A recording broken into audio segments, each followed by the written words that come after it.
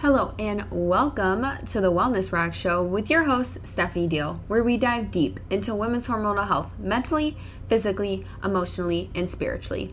Together, we will discover how God designed our bodies to consume proper nutrition and how it applies to the rest of our lives. Here we will unravel all of the education and knowledge that you need to get your body and your hormones back to where they need to be. As a disclaimer, I am not a doctor and I do not provide medical advice. Please speak to your primary physician before starting or stopping any medications.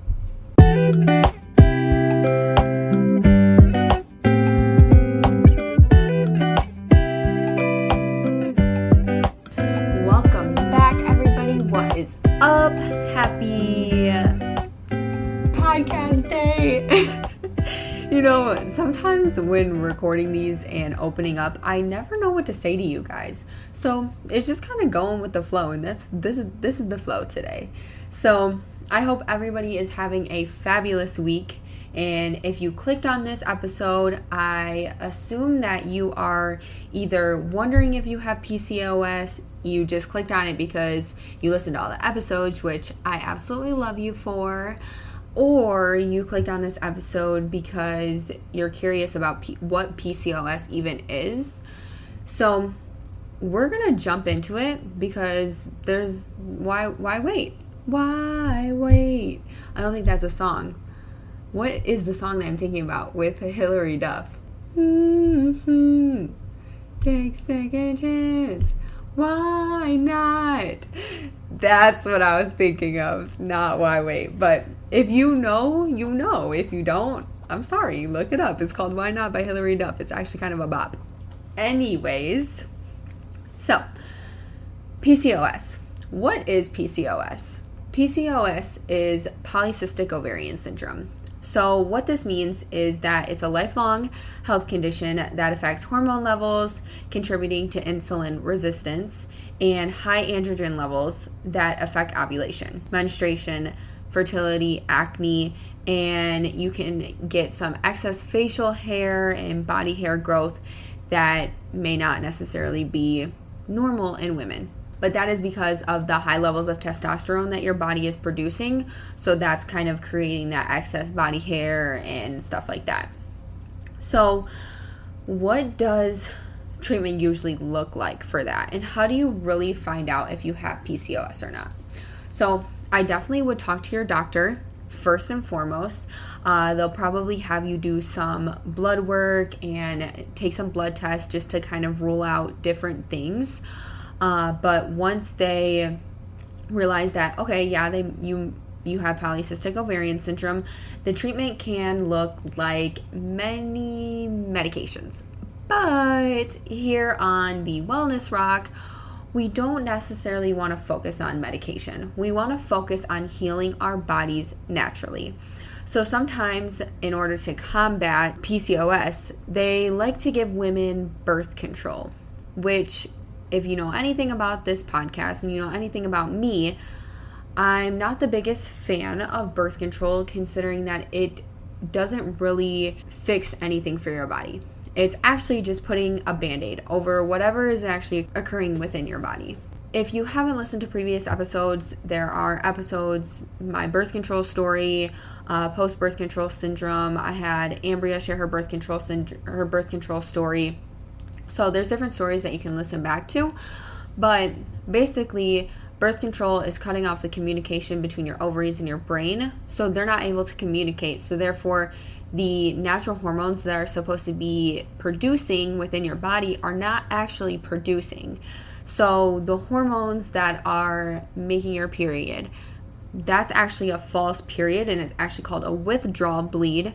So you're not actually having a period. You're not actually going through ovulation. That is what birth control is actually supposed to do. It's supposed to stop you from ovulating. And as women, we don't want to not ovulate because we have a system that God created within our bodies, and we're supposed to be ovulating every month. We're supposed to be bleeding every month in order for our endometrium and uterine lining and hormones all to process naturally and function correctly. So when those aren't naturally functioning correctly, there stems a cause for concern. because therefore your hormones are not producing correctly and your body is going to be out of whack, which can cause things like this to happen, like polycystic ovarian syndrome, like post-birth control syndrome, like leaky gut, like insulin resistance. There's different things that can happen, and different cancers can be caused from this. So we want to make sure that we are doing the things that we should be doing naturally so that we can, 1, live the longest, healthiest life that we possibly can. 2, feel good. I feel like so many people go through their lives not feeling good because they don't know what to do. And that's what I'm here for you guys for, so that you guys only know what you're taught. You guys only know what has been given to you. And if there's not someone sharing that information with you, you're only going to know what you only know. I had a science teacher in 9th grade tell me, if you don't know what you don't know, then you don't know what to study. And that is, I live by that to this day. Because if you don't know what you don't know what to ask, you don't know what to study, you don't know what to look for, you don't know. And that's not your fault. You just don't know. So that's what I'm here to do for you all today and every day and every Wednesday at 6 a.m. Eastern time. So let's see. We kind of talked about what treatment looks like. They are going to try to give you medications, and you have the right to your body. Like I said, medications are necessary for certain things. But if there's an opportunity to heal our bodies naturally, let's choose that option instead. Because 1, you're going to feel better. It may take a little longer, but you're going to feel better in the long run, and you're going to have better results. So let's see. 5 steps that we can take today when you find out that you have been diagnosed with PCOS. Step 1 is eating a diet that is blood sugar balancing and anti-inflammatory.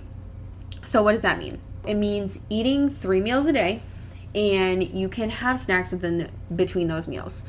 So what we don't want to be doing is eating constantly, because your insulin levels are not able to go back down to where they were. So when you eat, your blood sugar spikes. We want to create a lifestyle where our blood sugar is not spiking as much.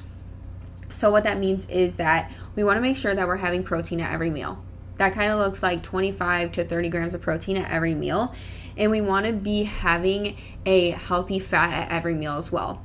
Healthy fats can include nuts, olive oil, avocado, seeds, fish. Salmon is a great way to get omega-3s, but avocado is a great way to get omega-3s, omega-6s as well. I personally love avocado.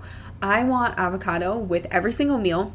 I believe that avocado is the most diverse food in the world, because you can eat avocado with everything. You can eat it on toast. You can eat it on eggs. You can eat it on meat. You can eat it with vegetables, fruits, smoothies. I don't know a more diverse food than avocado. And whoever discovered the avocado plant and wherever this came from, God bless you, because you are a blessing. I'm grateful for you. So, it can even be a dessert. I have made fudge avocado cookies before, and I haven't made them in so long. I really need to make them. But they were so good. Now I'm dairy-free, so I'll have to use dairy-free chocolate. But they're the most diverse food in the world, and it's so healthy for you. So that is a really great one to add in every meal, and you can't add it in every meal because it's so diverse. So yeah. We also want to make sure that we're meeting our daily fiber intake. So that is like 25 to 30 grams of fiber. You can get a lot of fiber from fruits, vegetables, whole grains, but we want to make sure that we're getting that fiber because that creates healthy digestion as well. You want to increase colorful fruits and vegetables.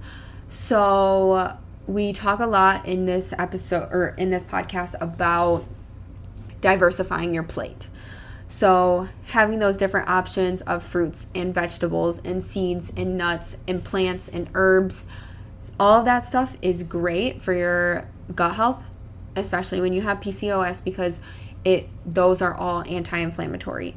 So you want to make sure that you're adding more of those into your diet, especially fresh herbs and fresh spices. So specifically ones with anti-inflammatory effects like turmeric or ginger.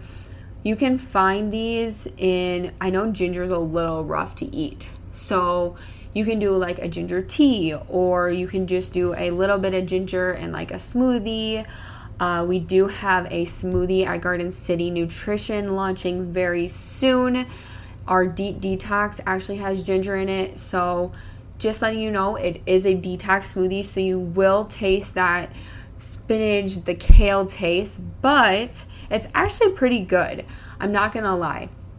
And you can't really taste the ginger too much. There's about a 4th teaspoon of ginger, which is perfect. So you just want to make sure that you're consuming that stuff so that you're having blood sugar balancing foods within your diet and also anti-inflammatory as well. And you really want to minimize inflammatory vegetable oils, processed carbs, added sugars, stuff like that.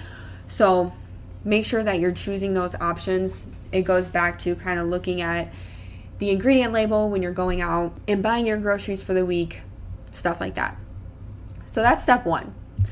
Step 2, how can we help? So like we said, PCOS is non-curable. It's a lifelong syndrome, but we can do things to minimize the effects and to alleviate the symptoms that are happening within your body, to make you feel better and live with it so that you're not, feeling bloated and feeling fatigue and stuff like that. These are all things that we can do to help you feel better overall long term. So step 2, reduce your stress levels. We all have stress. The world that we live in is stressful because of it's so fast paced nowadays that something's always happening. There's always something going on. So we have to consciously make an effort to reduce our stress levels and to provide that sense of, I don't like to say management. I talked about this in another episode, which I will put in the show notes so that you guys can go back to that episode. But the episode where we talk about changing our lives to help manage stress in our lives. So that's a really good episode to listen to if you're listening to this, you need to reduce your stress levels. So I highly recommend going back and listening to that episode.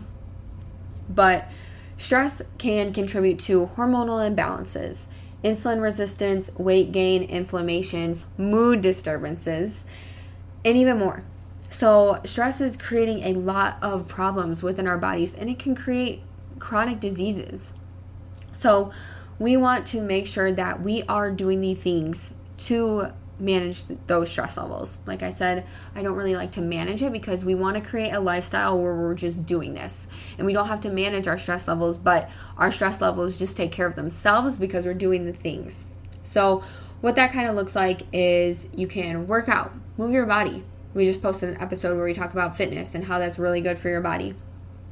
Journaling, listening to calm music. When I like to work, I like to listen to focus music. It calms me, it helps me focus, and working doesn't necessarily mean stress anymore because I have that focus music. Doing stuff like that can lower your stress levels. Yoga, prayer, meditation, these are all things that we can be doing to help alleviate the stress in our lives. A really, really good one that you can implement into your life is surrounding yourself with good, quality, positive people. If you are constantly surrounded by people who are negative and who don't see any good in life and just are miserable, then most likely you're going to be miserable as well. And that stress, anxiety, depression is going to fall onto you too. I'm not saying that you can't help those people and you can't be there for those people, but you have to focus and make sure that you're okay so that you can pour back into those people and help them get okay as well. And even tell them about the Wellness Rock Show. And maybe one of these episodes can help them within their journey. Step 3, sleep. Sleep is so important. And I feel like it's the one thing that gets pushed to the curb as much as possible because we're like, oh, we don't need sleep. We'll sleep when we're dead. oh, we don't need sleep. We'll sleep extra on the weekends. But no,